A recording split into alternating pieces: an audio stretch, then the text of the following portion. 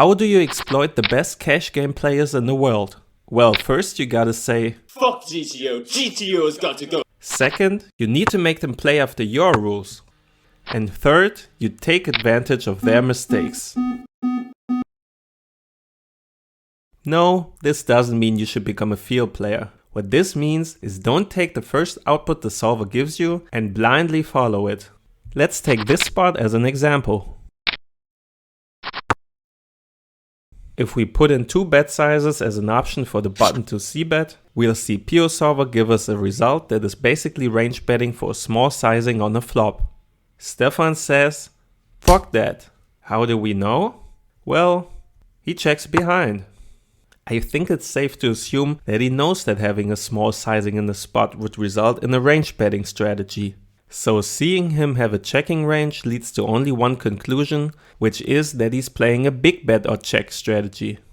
Of course, we don't know if that is a 75% pot bet or check, or an overbet or check strategy, or something in between. What we do know is, he doesn't use the first strategy the solver gives him and is even sacrificing some EV. Why would he do that?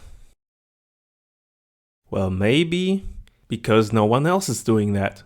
At least not to this extent. If everyone studies the same spots, it is hard to make them make any mistakes. But if you force someone into a spot which he hasn't studied to the same extent that you have, then you can gain a massive edge. Even if in an optimal world, you'd gain more EV with the conventional line. But that's the thing. There is no optimal world as long as you play with humans. No one plays perfect in every spot. But that is the premise that the solver's results are built upon. Against BERRI SWEET, we can watch a similar thing happen. Against the rather large 4-bet, ace-4 suited shouldn't be a defend in BERRI's shoes in the first place. Adding to that, Stefan is making his own rules regarding c-betting. According to the solver, Stefan should never go for this tiny 17% sizing, but rather bet 1/3 pot whenever he decides to c-bet.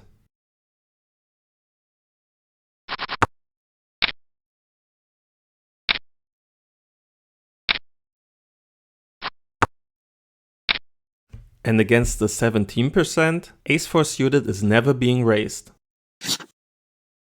King-6 suited with the backdoor flush draw can still call the raise, but on the turn, it should actually check behind.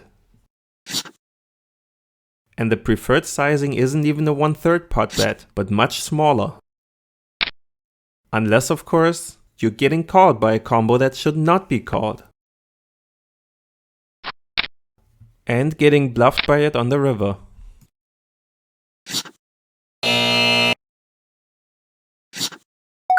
A nice payout for an un-GTO line. And we can witness a similar outcome against the end boss Linus. Against the check, the big blind's bet size should indeed be mostly an overbet. However, 4-7 of diamonds is not a part of that. The solver wants to have flush draws and gutshot straight draws as bluffs, which have much more equity than an unimprovable hand like 4-7. So it looks like Linus might be overbluffing here. And the fact that Stefan calls a hand that should actually be folded might lead to the assumption that he even expects Linus to overbluff here. The river should then also be an overbet with this combo, instead of a 75% pot bet.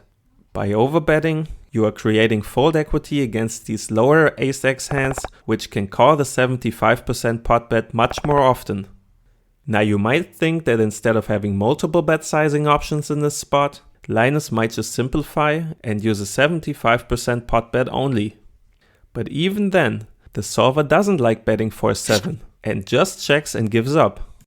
Either way, for Stefan, 10-8 is even a GTO call, and it is scooping him another nice pot, simply because he put Linus in a spot where he would deviate from GTO and bluff a combo which he shouldn't.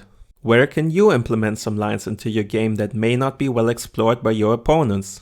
If you think people don't make a lot of mistakes in certain spots, go switch it up and put them in spots they don't know. Of course, you have to know the spots. So study hard, but study smart. Watch how studying preflop ranges could prevent you from busting a tournament and potentially make you hundreds of thousands of dollars.